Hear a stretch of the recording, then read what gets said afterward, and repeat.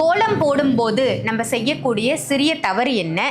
இறைவனை வரவேற்பதற்காகவும் நல்ல விஷயங்கள் நடக்கிறதுக்காகவும் தான் நம்ம இந்த கோலமே போடுறோம். அந்த தவறுகளை சரி செய்து அந்த கோலம் போடுவதால் என்ன? மாக்கோலம்னு சொல்லுவாங்க. மாக்கோலம்னா அரிசி மாவை வந்து பவுடரா அரைச்சு ஒன்னும் பாதியமா அரைச்சு அதெல்லாம் கோலம் போடுவாங்க. ஏன் இந்த கோலம் போடணும் அப்படின்னு பாக்குற மாதிரி இருக்கும். இப்பதான் வந்து பாத்தீங்கன்னா நம்ம எல்லாம் பிளாட் சிஸ்டம் போயிட்டோம். சோ என்னோட எதிர் வீட்டு பிளாட்ல இருக்கிறவங்க திட்டுவாங்க, நான் கோலம் போட முடியாது சாரி அப்படின்றாங்க. ஸ்டிக்கர் ஒட்டினா ஒரு பிரோஜனமும் வந்து நம்ம செய்யக்கூடிய நம்ம கையில தானே வருமானம் வருது, நம்ம கையில தானே எல்லாமே பண்றோம், சாப்பாடு பரிமாறது உள்பட நம்ம கையில தான்.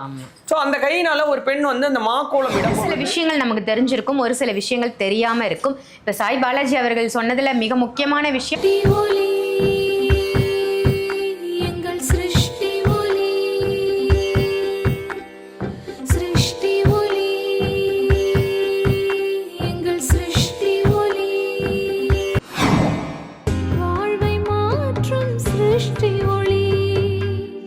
சிருஷ்டி ஒளி சொந்தங்கள் அனைவருக்கும் அன்பான வணக்கங்கள். இன்னைக்கு நம்ம சிருஷ்டி ஒளியில நாம தெரிஞ்சுக்க போறது பெண்களுக்கு மிக மிக முக்கியமான பதிவு அப்படின்னு சொல்லலாம். தினம்தோறும் பெண்கள் வாசல்ல கோலம் போடுறோம் இல்லையா?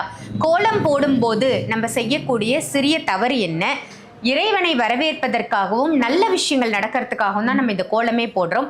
அந்த தவறுகளை சரி செய்து அந்த கோலம் போடுவதால் என்ன பலன் அப்படின்றது தான், கோலம் போடும் தாத்பரியம் என்ன அப்படின்றதையும் நம்ம இன்னைக்கு சாய் பாலாஜி அவர்கள் கிட்ட கேட்டு தெரிஞ்சுக்கலாம். வணக்கம் ஜி. வணக்கம் சார். ஜெய் புவனேஸ்வரி. சொல்லுங்க ஜி, நான் இவ்வளோ லென்த்தா கேட்டுட்டேன் கொஸ்டின், அதனால கோலம் போடுவதன் தாத்பரியம் என்ன, என்ன தவறெல்லாம் செய்யக்கூடாது? ஸோ எப்போ கேள்வி கேட்டாலும் அதை பற்றி சொல்றது என் குரு வழியாதான். ஸோ அதனால குருவோட வணக்கத்தை சொல்லி ஆரம்பிக்கிறேன். நிச்சயமா.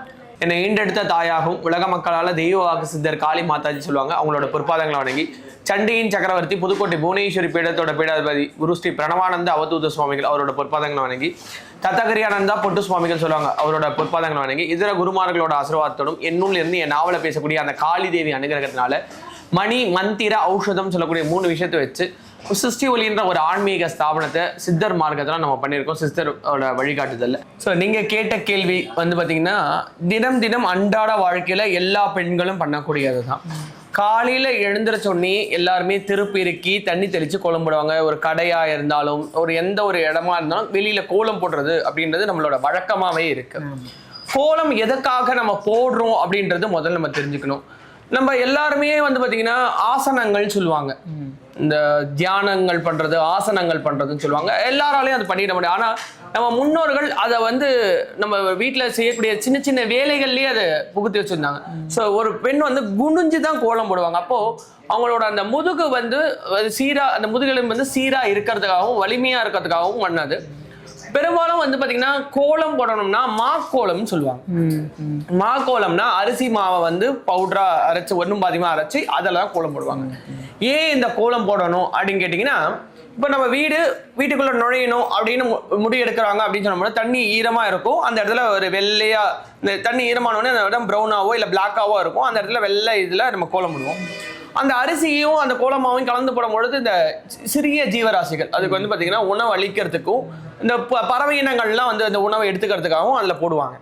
அப்படி போடும் பொழுது அந்த இடத்துல அந்த எறும்பா இருக்குன்னு வச்சுக்கோங்களேன், என்னது இது இந்த இடத்துல ஒரு எறும்பா இருக்குன்னு வந்தவங்க முதல்ல அந்த இடத்துல நின்று பாக்குற மாதிரி இருக்கும். இப்பதான் வந்து பாத்தீங்கன்னா நம்ம எல்லாம் பிளாட் சிஸ்டம் போயிட்டோம். சோ என்னோட எதிர் வீட்டு பிளாட்ல இருக்கிறவங்க திட்டுவாங்க, நான் கோலம் போட முடியாது சாரி அப்படின்றாங்க. ஸ்டிக்கர் ஒட்டினா ஒரு பிரோஜனமும் கிடையாது. சோ நம்ம கையினால ஒரு சின்னதா ஒரு 2 கோடி இழுத்து ஒரு ஸ்டார் கோலமாவது பண்ணும். ஸோ கோலம்ன்றது யந்திரம் தான். ஸோ அதுவும் ஒரு ஒன் கைண்ட் ஆஃப் யந்திரம் தான் அது.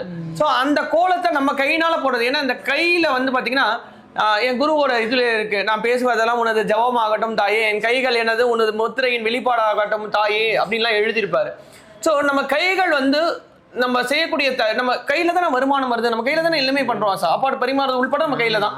ஸோ அந்த கையினால ஒரு பெண் வந்து அந்த மாக்கோலம் இடம் பொழுது அந்த ஜீவராசிக்கு உணவு அளிக்கிறாங்க. அடுத்தது புள்ளிகள் வச்சுதான் கோலம் இடுவாங்க. வளைவு நெளிவுகள் நிறைஞ்சதுதான் நம்ம வாழ்க்கை. எந்த இடத்துல எப்படி நடந்துக்கணும், எப்படி இருந்தா, எவ்வளவு பொறுமையா இருந்தா, எந்த வழியில நம்ம போனா, ஸோ எந்த வழியில போனான்னு இருக்கு.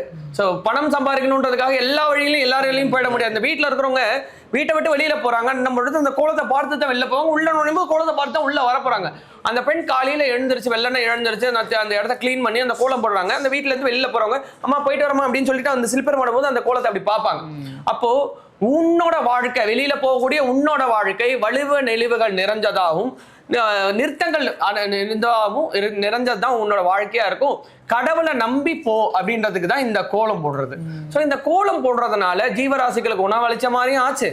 அதே போல ஒரு நாளைக்கு ஒரு ஜீவராசிக்காவது உணவளிக்கணும். இல்ல கண்ணுக்கு தெரியாத எறும்புகள், தனியும் எறும்புகள் சாப்பிடும். ஆமா, ஒரு எறும்பு வந்து ஒரு வருஷத்துக்கு உணவு எடுத்து வைக்கும். ஸோ அப்போ அந்த எறும்பு ஈசனோட அன்னகிரகம். இப்போ வெளியில போட்டோம்னா பறவை இனங்களோட ஆசீர்வாதம். அதுக்கு அடுத்தது வந்து பாத்தீங்கன்னா, நான் சொன்ன மாதிரி இந்த இடத்துல இப்படித்தான் நடந்துக்கணும்னா அந்த இடத்துல அப்படி நடந்துதான் ஆகணும். அந்த இடத்துல நான் இப்படி எல்லாம் இருக்க மாட்டேன்னு சொல்ல முடியாது. அதெல்லாம் வந்து இயற்கையாவே வர்றதுக்கான ஒரு தன்மையும் நம்மளோட கண் திருஷ்டி, நம்ம வீட்டுக்குள்ளேயோ இல்ல வீட்டுல இருந்து வெளியில வரவங்களோட திருஷ்டிகளை அதை உள்ள இழுத்துக்கும். அதுக்காக தான் இந்த கோலம் போடுறோம். சூப்பர் சூப்பர், ரொம்ப சிறப்பு. இத்தனை நாள் நம்ம கோலம் போடுவோம், ஆனால் ஒரு சில விஷயங்கள் நமக்கு தெரிஞ்சிருக்கும், ஒரு சில விஷயங்கள் தெரியாமல் இருக்கும். இப்போ சாய் பாலாஜி அவர்கள் சொன்னதில் மிக முக்கியமான விஷயம் அரிசி மாவால் கோலம் போடணும். ஸோ கல்லு மாவு யாரெல்லாம் போடுறீங்களோ அதை கொஞ்சம் தவிர்த்துட்டு மணலில் அரிசி மாவால் நம்ம வாசலில் கோலம் போடும்போது பல ஜீவராசிகளுக்கு தினம் தினம் அன்னதானம் செய்த புண்ணியம் வந்து நமக்கு கிடைக்கும். ஸோ இதை எல்லாருமே ஃபாலோ பண்ணுங்கள். இதே மாதிரி வேற ஒரு நல்ல பதிவோட சாய் பாலாஜி அவர்களோட உங்களை நான் சந்திக்கிறேன். நன்றி, வணக்கம்.